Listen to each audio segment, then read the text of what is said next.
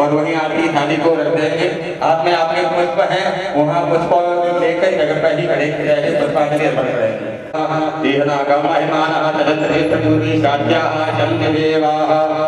हरि ओम एकदंताय विद्महे धीमहि तन्नो दन्ति प्रचोदयात्। हरि ओम नारायणाय विद्महे वासुदेवाय धीमहि तन्नो श्री विष्णु प्रचोदयात्। नानातगन्ध पुष्पाणि दायानं भवन्तः पुष्पाण्यदत्ता गृह्णातः परमेश्वरः मंत्र पुष्पांजलि समर्पयामि। बोले श्रीमद्भागवत महापुराण की जय, लक्ष्मीनारायण भगवान की जय, महाराज की जय, भागवत महापुराण की जय, जय जय श्री राधे, जय जय श्री राधे। हरि हरि महादेव।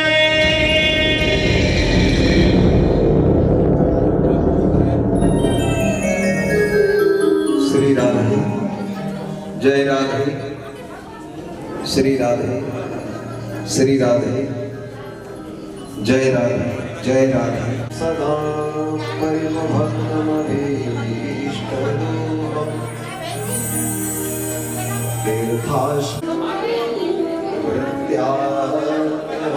प्रणतपालभवाब्धिपूतं वन्दे महापुरुषते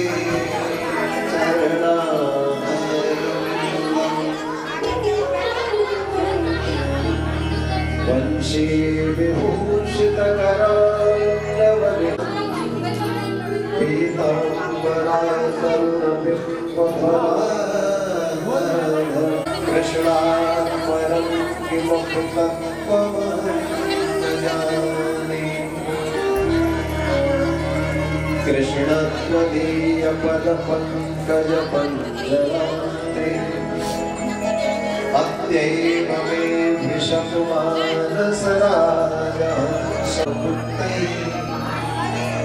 कण्ठावरोधनविधौ स्मरणं मुतस्ते नूतनजगधररुचये गोपवधूतिमुकुन्दचौराय संसारहीनस्य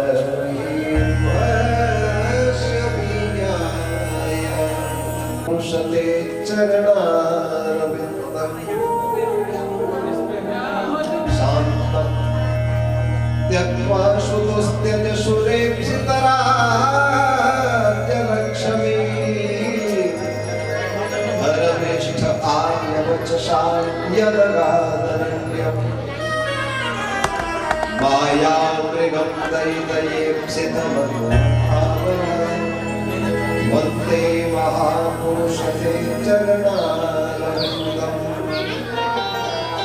अतुलितबलधामं हेमशैलावदेवम् तनुजवरकृशानं ज्ञानिनां मन्त्रगण्यम् सकलगुणनिधानं पालरायणं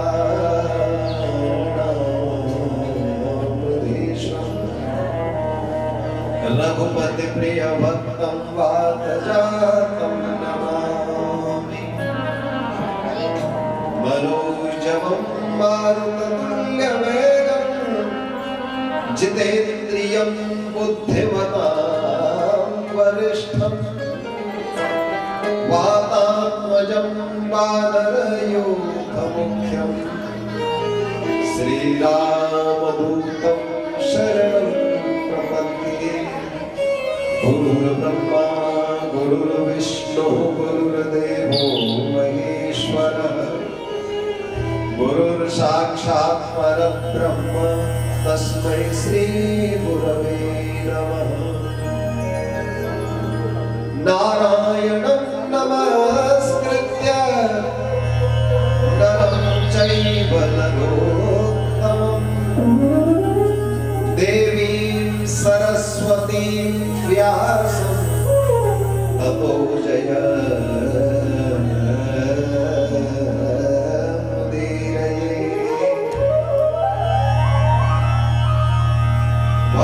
भक्ति भगवन्त गुरु चतुरनाम बहुए इनके पग बंदन किए नाम सही विघ्न अनेक। जय जय जय हनुमान कुशई कृपा करो गुरुदेव की नाई। जय जय जय श्री राम जय जय श्री राम।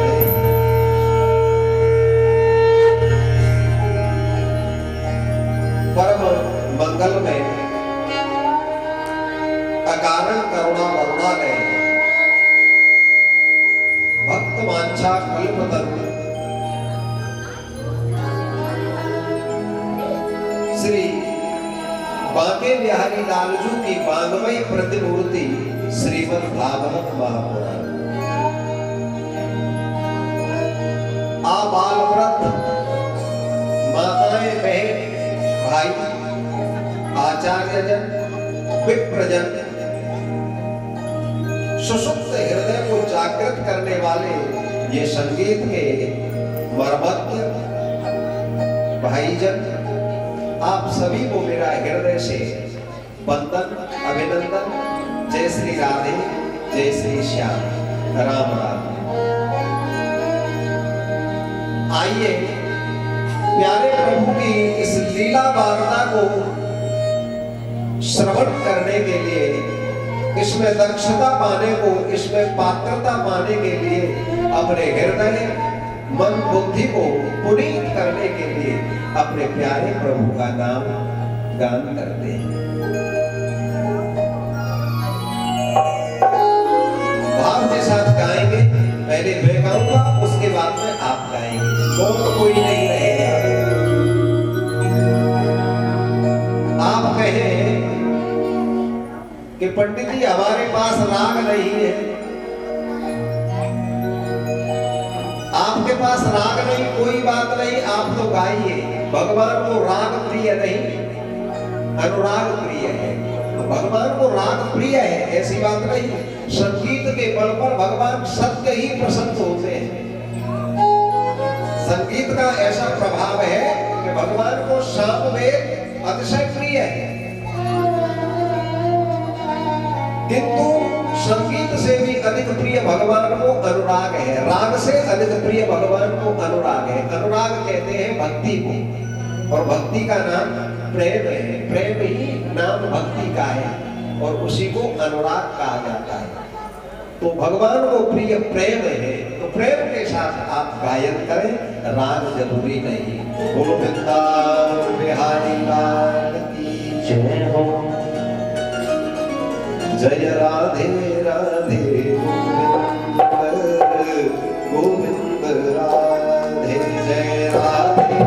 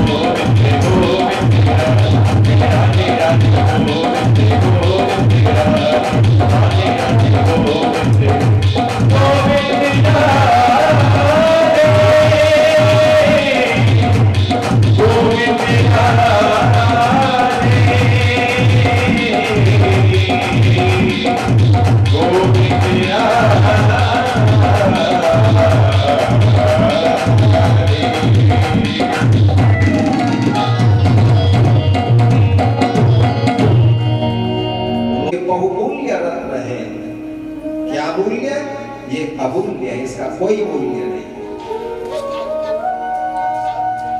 ये अपने आप में अनुपम है।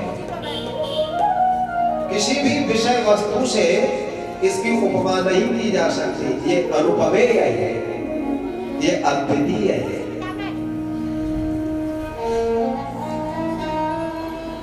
कहां तक प्रशंसा की जाए, कहां तक इसकी महिमा का बखान किया जाए।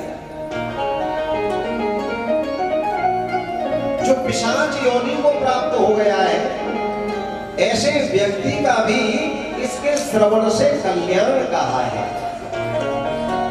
लेकिन विशेषता यह है कि उसे एकाग्र होकर के परम विश्वास और श्रद्धा के साथ में श्रवण करना पड़ेगा, तब उसका कल्याण होगा। और अधिकारी उसको श्रवण कराए।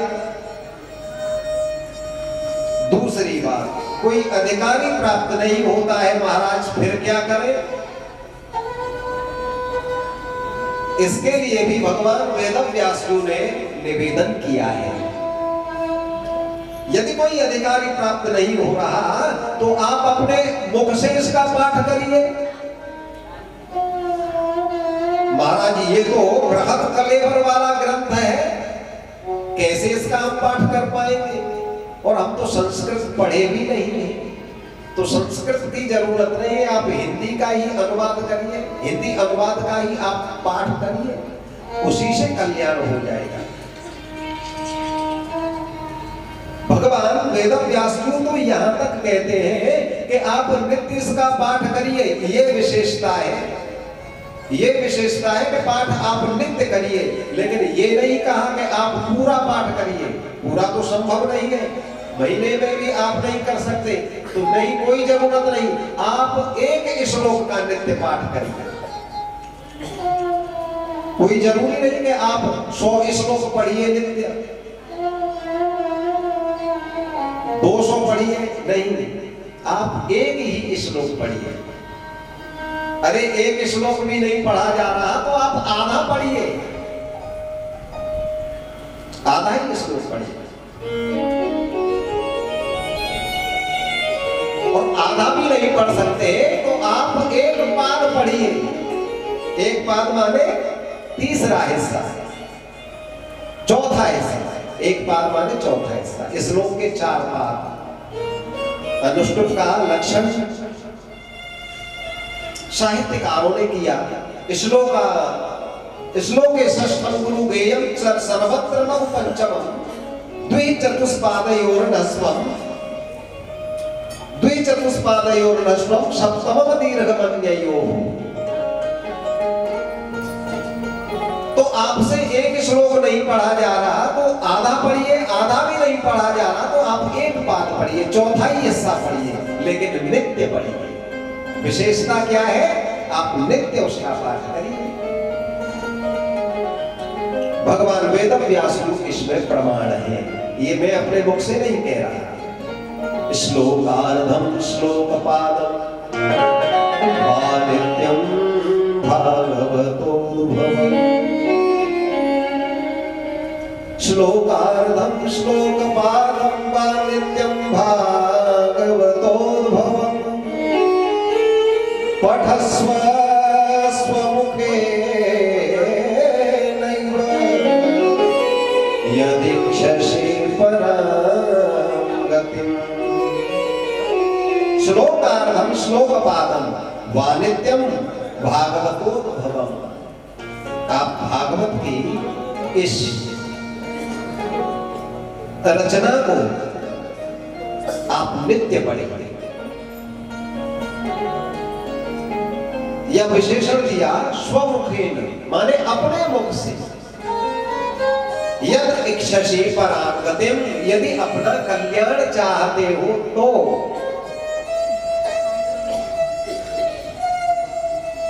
अब यहाँ एक बात और आचार्यों ने कही। महाराज आप कहते हैं तो ये तो बड़ा सुगम मार्ग है अपने कल्याण का। एक श्लोक का पाठ करने में कितना समय लग रहा है? अन्य अपने कृत्य में लग जाएंगे, एक श्लोक का पाठ कर लेते और फिर अनर्गल कृत्य करने में लग जाते हैं बाकी समय में, तो फिर कल्याण में संदेह है। संदेह नहीं, कल्याण होगा ही नहीं। चाहे आप कितने भी उत्तम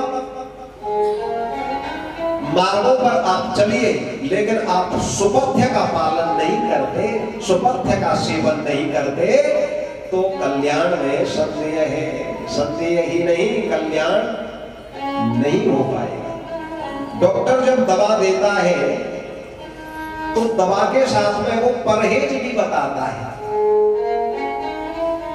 परहेज माने तुमको इस दवा के सेवन के साथ साथ में इन पदार्थों से, इन वस्तुओं से बचना है, तब तो आपको ये दवा कारगर होगी, तब तो ये दवा आपको लाभप्रद होगी। अगर आप इन विषयों को, इन चीजों को नहीं छोड़ सकते तो आपको ये दवा लाभ नहीं करेगी। तो बंधुओं, हमारे आचार्यों ने कहा देवो भूत्वा यजेत देवान न देवो देव वर्जयेत। देवो भूत्वा यजेत देवान माने देवताओं का पूजन देवता बनकर के किया जाएगा, तभी वह पूजन फलित होगा, तभी वह लाभप्रद होगा, जब हम देव बन करके देवता का यजन करेंगे। जो शतबार पाठ कर कोई छूटे बंद महासुख होई, वो सिद्ध हो जाता है जो हनुमान चालीसा का नित्य 100 पाठ करता है। समस्त दुखों से छूट जाता है, सिद्ध हो जाता है। किंतु बंधुओं, हनुमान चालीसा का पाठ कर रहे हैं और उसके अनंतर मदिरा का भी पान कर रहे हैं। हनुमान चालीसा का पाठ और फिर जो न करना चाहिए वो कृत्य कर रहे हैं, तब हनुमान चालीसा के 100 पाठों से आपका कोई भी लाभ नहीं होने वाला, कोई भी सिद्धि नहीं मिलने वाली। सिद्धि माने सफलता। सिद्धि इसको नहीं कहते कि हम जैसा चाहे वैसा हो जाए, हम जिसको जैसा बनाना चाहें उसे बना दें। नहीं, सिद्धि ये नहीं। सिद्धि वाली सफलता, किसी भी प्रयोजन में, किसी भी कार्य में सफलता की प्राप्ति ही सिद्धि है। तो बंधुओं, कोई भी देवता तब पूजा स्वीकार करता है जब हम देवता बनकर के पूजा करते हैं। तो श्रीमद् भागवत महापुराण का आप नित्य एक श्लोक का पाठ करिए, आधे का पाठ करिए अथवा चौथाई हिस्से का पाठ करिए, लेकिन सात्विकता के साथ सरल होकर के, सदाचारी बन करके, तब वो कल्याणकारी होगा। बोलो वृंदावन बिहारी लाल की जय।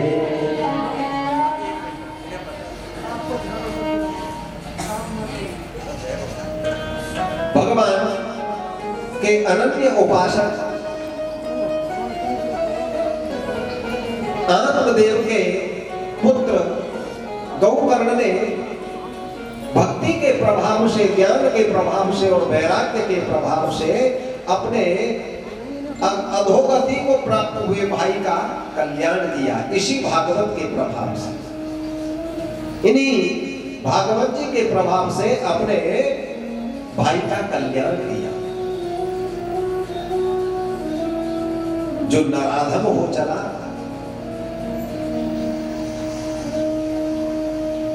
अन्यान्य ने विचार किया और स्पष्ट कहा, बोले देव आपने अपने भाई का तो कल्याण कर दिया और हम यहीं बैठे रह गए। भगवान का विमान आया और तुम्हारे भाई को ले गया। तुमने दुर्व्यवहार किया है, तुम्हारी बुद्धि में भेद रहा।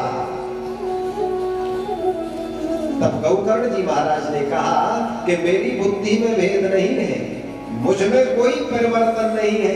परिवर्तन है तुम्हारे श्रवण में, अंतर है तुम्हारे, भेद है तुम्हारे श्रवण में। तुमने उस स्तर से श्रवण नहीं किया जिस स्तर से, जिस एकाग्रता से मेरे भाई ने, धुंधुकारी ने कथा का श्रवण किया। तो जो दत्त चित्त होकर के कथा का श्रवण करता है उसको अवश्य भावी लाभ प्राप्त होगा। हमारे आचार्य कहते हैं कि महापुरुष जितना कहते हैं उतना सब यदि हम ग्रहण नहीं कर पाते, नहीं कर सकते, तो कुछ अंश ही यदि हम ग्रहण कर लें और उस पर चल पड़े तो हमारा कल्याण है। बंधुओं कहने के लिए अच्छा अच्छा कहने वाले बहुत हैं, अच्छा कह रहे हैं, अच्छा सुन रहे हैं, लेकिन सुन करके उसका आचरण नहीं कर रहे, कह करके उस पर चल नहीं रहे, तो इससे कोई भी लाभ निष्पन्न नहीं होने वाला। श्रीमद् भागवत महापुराण में ही एक कथा है। जिस समय हिरण्याक्ष का वध हो गया था उस समय बड़ा भारी दिव्य ज्ञान का उपदेश किया हिरण्यकश्यप ने अपनी माता के लिए और अपने भाई की स्त्री के लिए, पत्नी के लिए। किंतु बंधु उस उपदेश पर हिरण्यकश्यप चला नहीं। उपदेश तो बड़ा सुंदर किया था, तो सुंदर उपदेश कर रहे हैं, सुंदर उपदेश का श्रवण कर रहे हैं, सुंदर उपदेश को कर रहे हैं, किंतु उसका विचार नहीं कर रहे, उस पर आरूढ़ नहीं है, उन पद चिन्हों पर, महापुरुष के पद चिन्हों पर नहीं चल रहे, उनके कथन का अनुसरण नहीं कर रहे, तो कुछ भी लाभ प्राप्त होने वाला नहीं है। लाभ तभी होगा जब विचार किया जाएगा और विचार करके उनका अनुसरण किया जाएगा, उन पर चला जाएगा। बोलो वृंदावन बिहारी लाल की जय।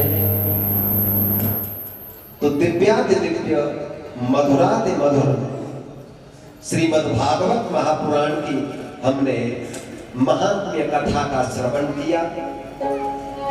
श्रीमद् भागवत महापुराण अद्भुत है, अनुपम है, अद्वितीय है, अनुप्रमेय है।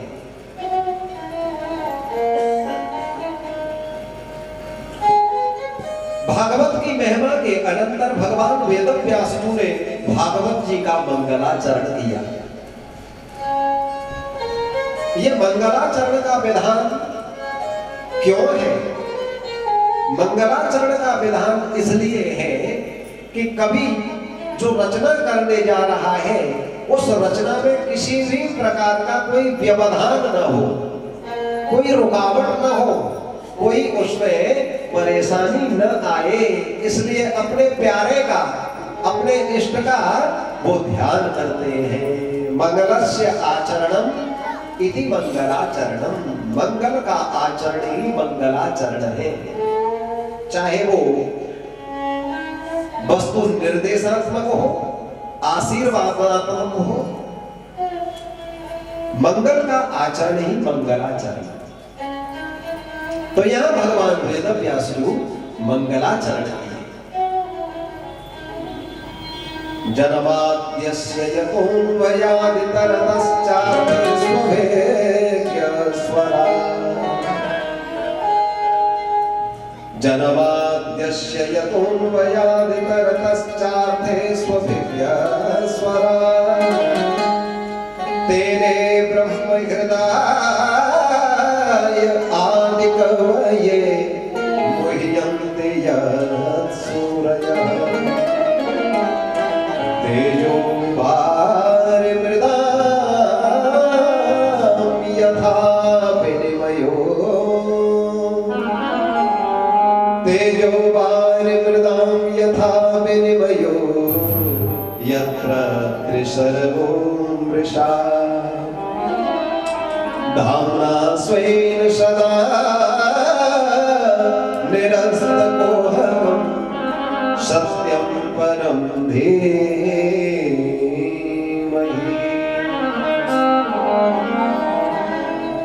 सत्यं परं धीमहि।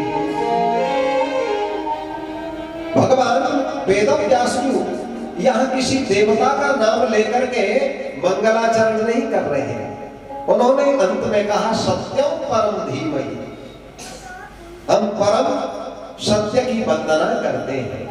सत्यम परम धीमहि जन्माद्यस्य यतोऽन्वयादितरतः चार्थेष्वभिज्ञः स्वराट् तेने ब्रह्म हृदय आदि कवये मुह्यन्ति यत् सूरयः तेजो वारिमृदां यथा विनिमयो यत्र त्रिसर्गो मृषा धाम्ना स्वेन सदा निरस्तकुहकं सत्यं परम धीमहि। यदा वसुदेव गृहे,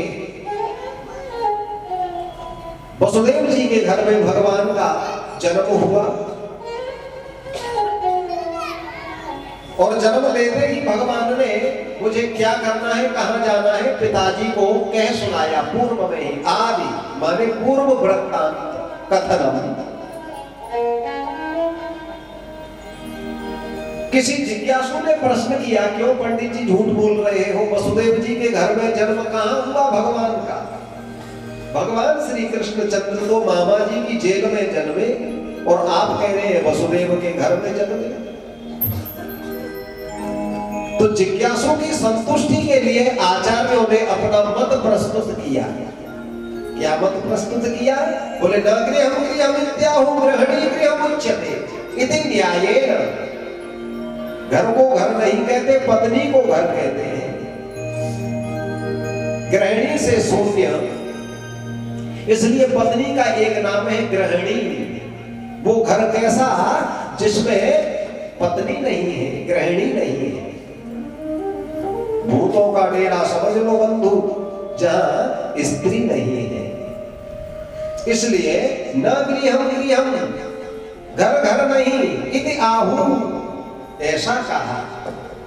न गृहं गृहमित्याहु गृहिणी गृहमुच्यते, गृहिणी गृहम उच्यते, गृहं तु गृहिणीहीनं कांतारादतिरुच्यते। यदि गृहिणी से हीन घर है तो वो जंगल से भी बदतर है। इसलिए इस न्यायिक पंक्ति के द्वारा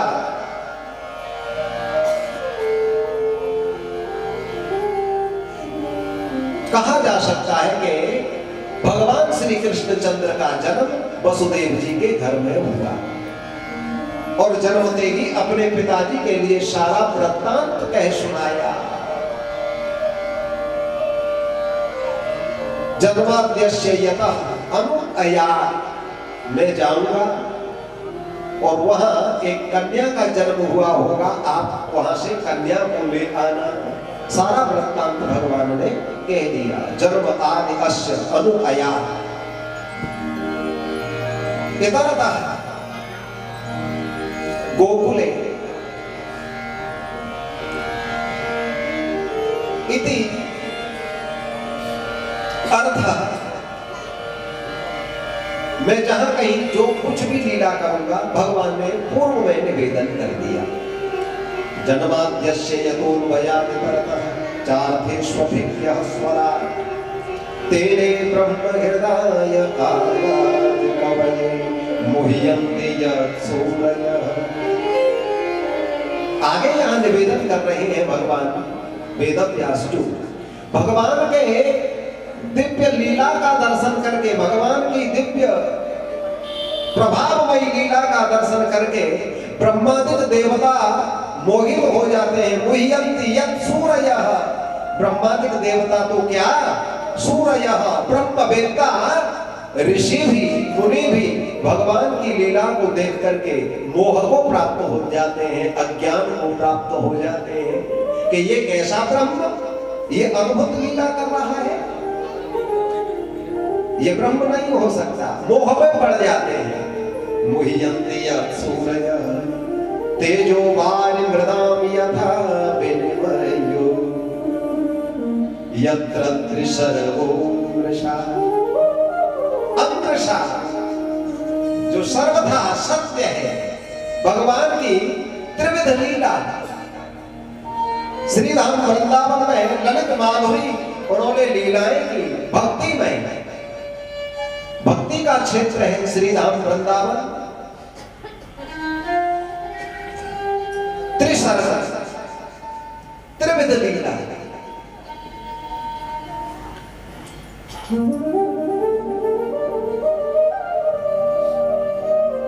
एकादश वर्ष भगवान श्री धाम वृंदावन में विराजे और चतुर्दश माने 14 वर्ष भगवान मथुरा जी में विराजे। मथुरा में लीलाएं की 14 वर्ष तक और पूरे 100 वर्ष तक द्वारिका में लीला की। ये भगवान की वैराग्यमयी लीला है। और मथुरा जी में ज्ञानमय और वैराग्य में परम वैरागी हो गए भगवान। द्वारिका में जाकर के बड़ा सुंदर उपदेश करते हैं, वैराग्यमयी भाषा का प्रयोग करते हैं अपने पुत्र पौत्र कादिकों को। तो भगवान की ये त्रिविध लीला। इस पद्य में भगवान की माधुरी वेणु का भी दिव्य वर्णन है। तेने ब्रह्म हृदय आदि कवये मुह्यन्ति सूरयः तेजो वारिं मृदां यथा विनिमयो यत्र त्रिसर्गो मृषा धाम्ना स्वेन सदा निरस्तकुहकं सत्यं परं धीमहि। भगवान जब अपनी मुरलिका का वादन करते हैं, वेणु का वादन करते हैं, तो पर्वतराज गोवर्धन पिघल करके द्रवीभूत होकर के और बहने लग जाते हैं। और मां भगवती कालिंदी रवि तनया मां भगवती मां भगवती कालिंदी यमुना जी जो कलकल कल्लोल कमनीय कालिंदी का कलरव कुंठित हो जाता है, वो अवस्थित हो जाती है, अवरुद्ध हो जाती है, उनकी गति कुंठित हो जाती है, चलने से रुक जाती है। ये भगवान की मुरली का प्रभाव है। जो स्थावर है वो जंगम हो जाता है और जो जंगम है वो स्थावर हो जाता है। ये भगवान की मुरलिका का प्रभाव है। धामना स्वयं सदा निरस्तकुहकं। और भगवान अपने प्रभाव से, अपने तेज से, अपने ज्ञान से कपटियों के कपट को जान लेते हैं। धामना स्वयं सदा निरस्तकुहकं। कुहक कहते हैं कपट को। धामना अपने प्रभाव से, तेज से, निरस्त माने ध्वस्त कर देते हैं कपटियों के कपट को। कंस के कपट को भगवान जान गए। मौसी का रूप धारण करके आई, मातृ बन करके, माता बन करके आई है पूतना, लेकिन भगवान उसके आने से पूर्व में ही समझ गए कि मौसी आ रही है। तो कपटियों के कपट को जानने में भगवान ने तनिक विलंब नहीं किया। कंस आदि जो वंचक हैं, ठग हैं, दुष्ट हैं, उनके कपट को ध्वस्त करने में भगवान निपुण है। तो धामना स्वेन सदा निरस्तकुहकं सत्यं परं धीमहि। ऐसे परम प्रभावशाली प्यारे सत्य रूप श्री कृष्ण की हम वंदना करते हैं। बंधुओं, यह नाम तो नहीं दिया श्री कृष्ण, यह तो सत्य सत्य का। तो हमारे आचार्यों ने, हमारे मनीषियों ने, संतों ने सत्य को ही श्री कृष्ण कहा। सत्य कोई और नहीं, श्री कृष्ण ही सत्य है।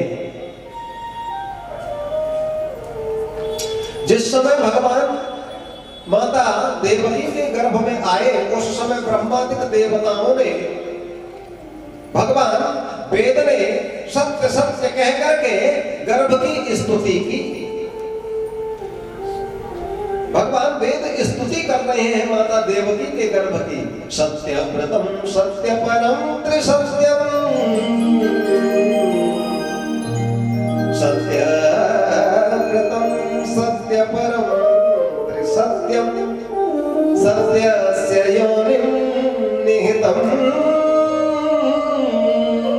सत्ये सत्यस्य सत्यामृत सत्यनेत्रं सत्यात्मकं त्वां शरणं प्रपन्ना। सत्य सत्य सत्य कह करके ब्रह्मादि देवताओं ने, भगवान वेदों ने गर्भ की स्तुति की। तो इस पद्य के माध्यम से हम स्पष्ट करते हैं, कह सकते हैं कि भगवान सत्य स्वरूप है। सत्य कोई और नहीं, भगवान नारायण ही सत्य है।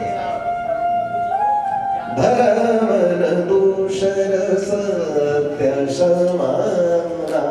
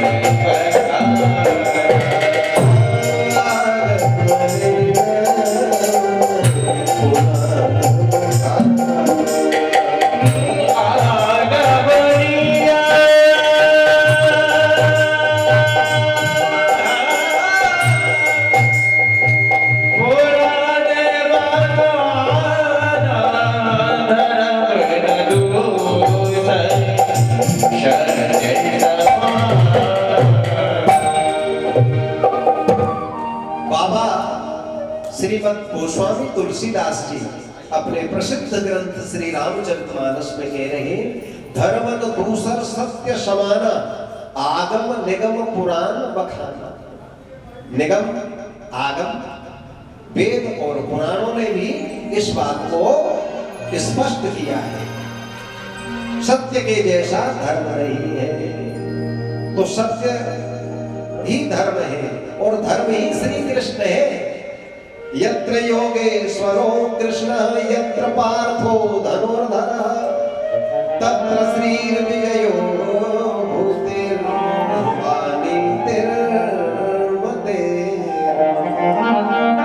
जहाँ सत्य है वहीं पर विजय है। सत्य धर्म प्रतिष्ठितः, सत्य में ही धर्म है और जहाँ सत्य है वहाँ धर्म है। और बंधु, धर्म कोई और चीज नहीं, राम ही धर्म है। रामो विग्रहवान धर्म, माने धर्म ने शरीर धारण कर लिया हो।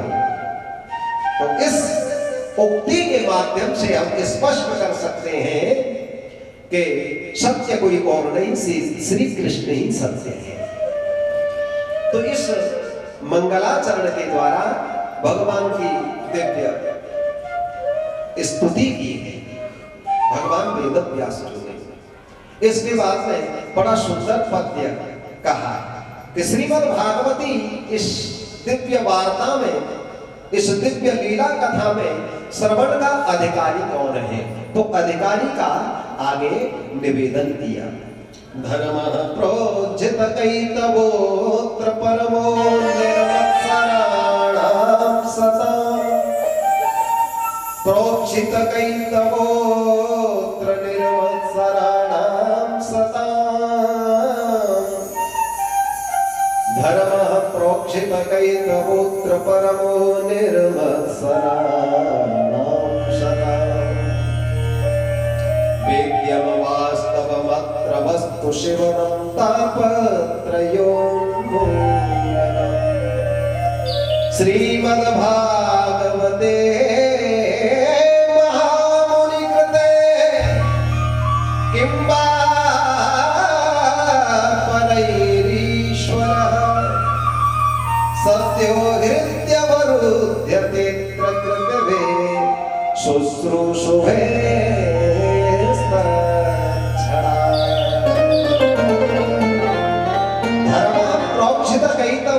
परमो निर्मत्सराणां शतां। जो निष्कपट है,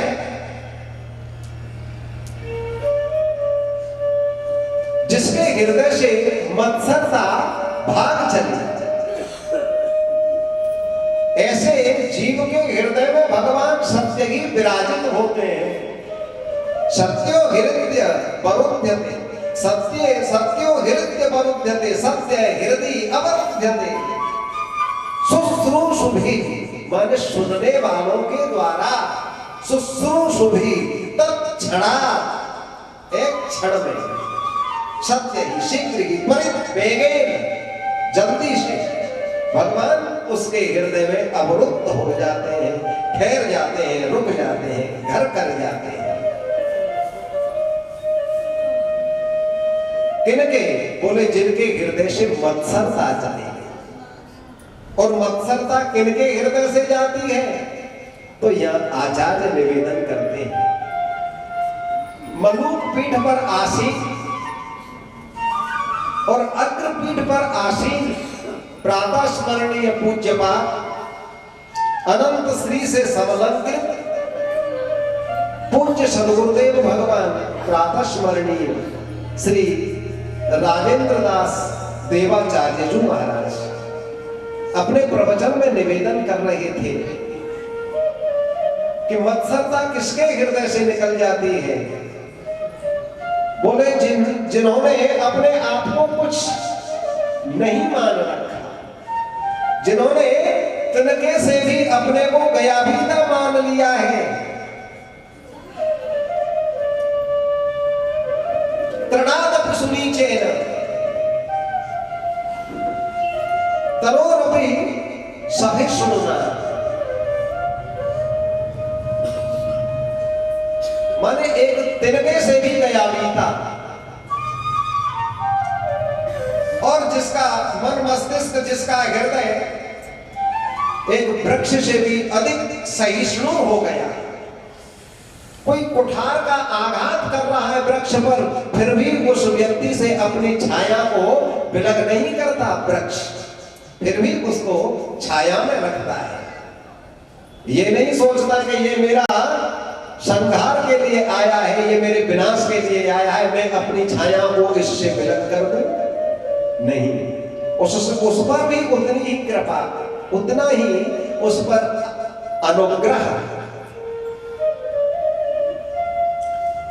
तो तृणादपि सुनीचेन तरोरपि सहिष्णुना,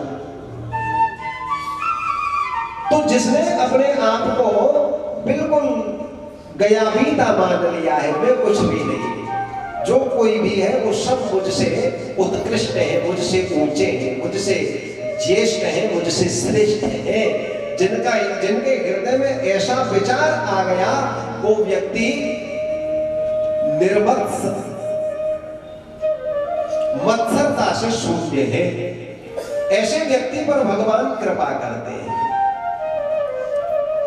और जो ये कह रहा है कि मेरे सदृश कौन है,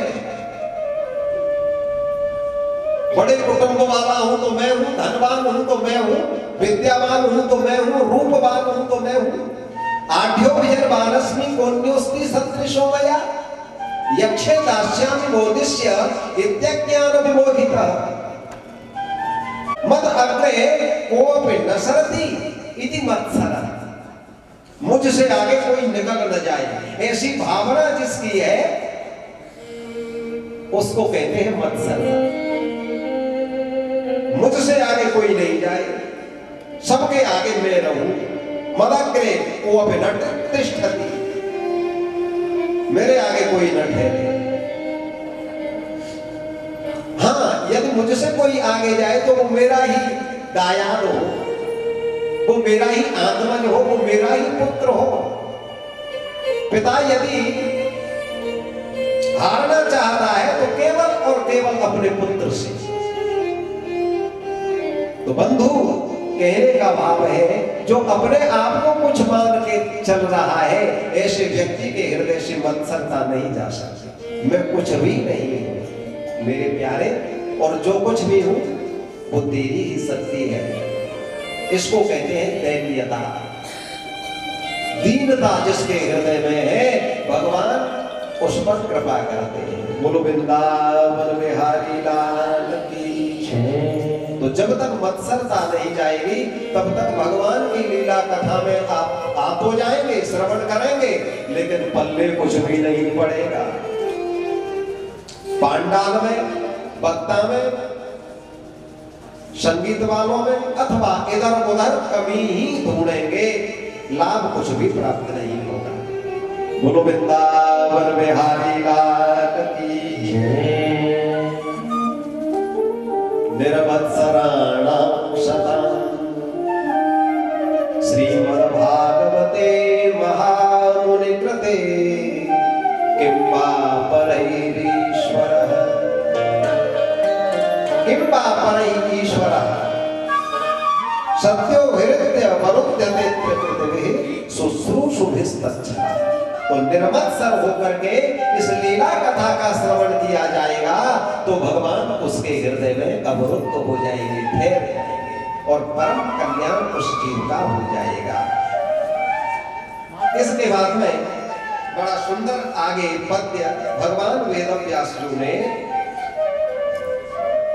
कहा, निगम कल्प तरोर गलितम फलम